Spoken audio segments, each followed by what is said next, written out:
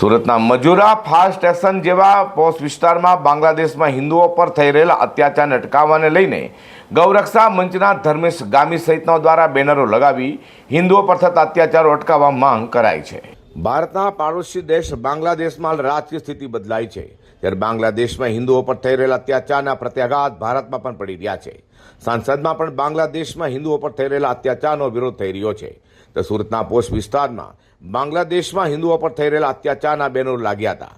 Majura fast station circle પાસે બાંગ્લાદેશમાં હિન્દુઓ પર થતા અત્યાચાર અટકાવવા માટે ભારતીય ગૌરક્ષા મંચના ધર્મેશ ગામી સહિતનાઓ દ્વારા બેનરો લગાવી બાંગ્લાદેશમાં હિન્દુઓ પર થતા અત્યાચાર તાત્કાલિક અટકાય તેની સુરક્ષાની માંગ કરાઈ છે।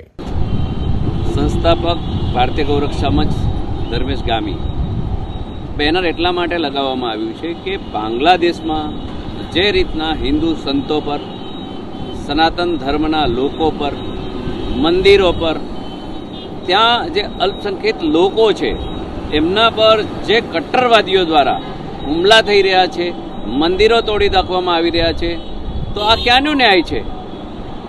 આ દેશમાં પણ અલ્પસંખ્યક મુસ્લિમો રહે છે, એમણે પણ અવાજ ઉપાડવાની જરૂર છે, પણ અહીંના કટ્ટરવાદી મુસ્લિમો જે છે એ અવાજ નથી ઉપાડતા અને આ જે નુકસાન થઈ રહ્યું છે બાંગ્લાદેશમાં જે હિન્દુઓ પર એ ખૂબ ખતરનાક છે।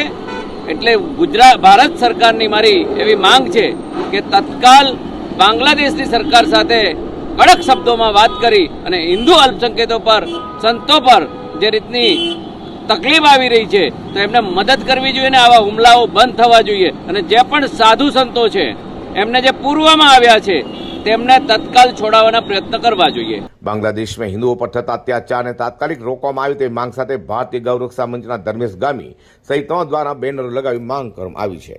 Bureau report G10 news.